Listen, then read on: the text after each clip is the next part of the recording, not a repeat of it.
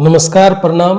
पीछे हमने आपको बताया था वैक्सीन क्या होता है, वैक्सीन कितने तरीके का होता है, वगैरह वगैरह।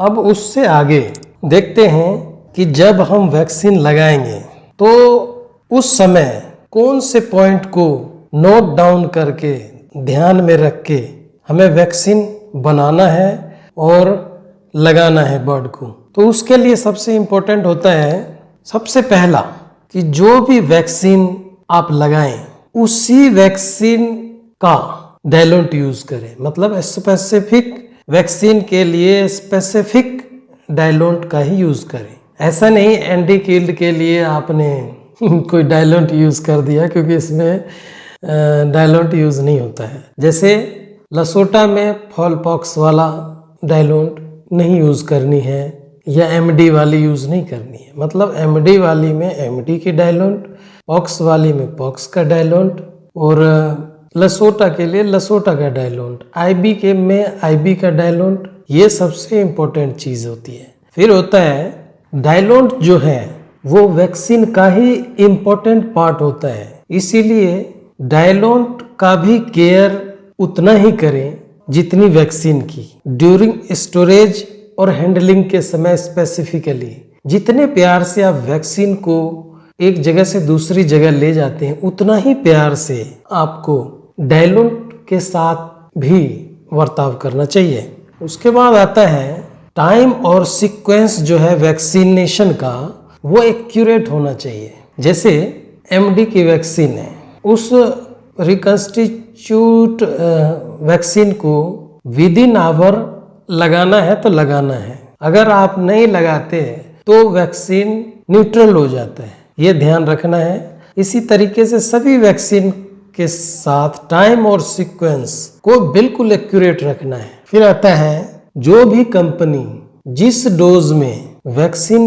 लगाने के लिए कहे, आप उसको उसी डोज में लगाइए। ये नहीं कि कंपनी ने कहा 0.5, आपने लगा दिया 0.6, कंपनी ने कहा 0.5, आप लगा दिया 0.4, 0.3।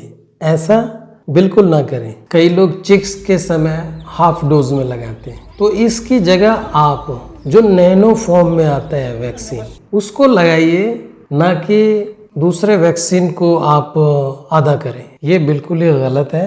जब वैक्सीनेशन करने से पहले वैक्सीनेटर को केमिकल से ना धोएं, साबुन से भी ना धोएं। अगर आप ऐसा करते हैं तो साबुन मतलब या डिटर्जेंट या केमिकल, वो बैक्टीरिया वायरस को किल करने की एबिलिटी होती है। इसीलिए आप किसी भी तरीके का केमिकल का यूज ना करें वैक्सीनेटर के स्टरलाइजेशन के समय। अगर आपने कर दिया तो उसको एक दिन के लिए आप छोड़ दें वैक्सीनेटर को धूप में, और अगले दिन आप वैक्सीन लगा सकते हैं। और बहुत इम्पोर्टेंट चीज़ है, नॉर्थ इंडिया में तो ऐसा पॉसिबल होता नहीं है, लेकिन पॉसिबल है भी। आपको पता होगा क्यों कहा जाता है वैक्सीन जो है अर्ली मॉर्निंग या लेट इन द इवनिंग को लगाना चाहिए। उसके लिए सबसे इम्पोर्टेंट चीज होता है टेम्परेचर। मीन्स वैक्सीनेशन करने के समय एटमॉस्फेयर का टेम्परेचर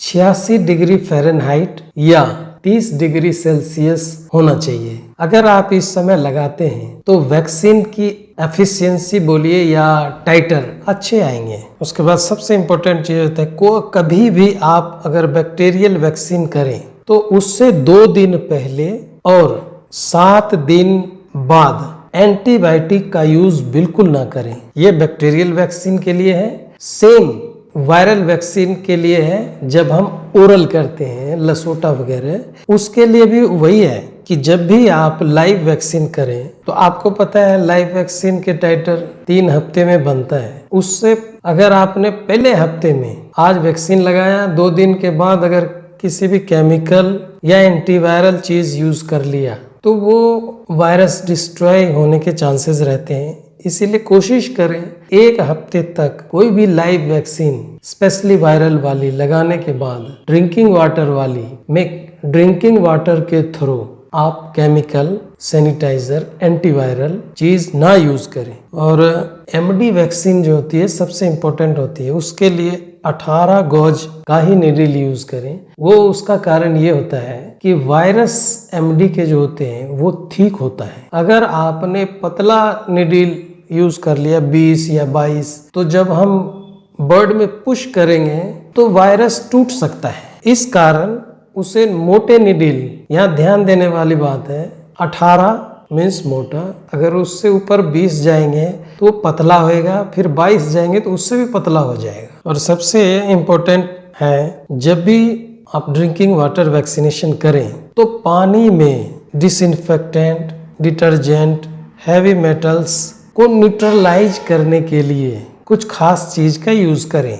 जैसे बहुत सारी कंपनियों ने एक नीले रंग की टैबलेट निकाली है, उसमें भी ये सारी डिटर्जेंट, हैवी मेटल और डिसइंफेक्टेंट को न्यूट्रल करने की एबिलिटी होती है। और आपने सुना होगा scheme milk powder. Scheme milk powder भी डिसइंफेक्टेंट, डिटर्जेंट या हैवी मेटल को न्यूट्रल करता है। और सबसे इम्पोर्टेंट होता है, जहाँ भी आप वैक्सीन यूज कर रहे हैं, जब भी लाइव वैक्सीन बनाएं, जिस पानी में, उस पानी का पीएच न्यूट्रल होना चाहिए, मतलब 6.8 to 7.5 के बीच में होना चाहिए, जिसमें आप वैक्सीन ड्रिंकिंग वाटर में पिलाएं। अगर वो अल्कालाइन या एसिडिक होगा, उससे ऊपर पीएच होगा, तो वायरस डिस्ट्रॉय होने के चांसेस रहते हैं। तो इसके साथ ही आज की टॉपिक यहीं तक। नमस्कार, जय हिंद, वंदे मातरम।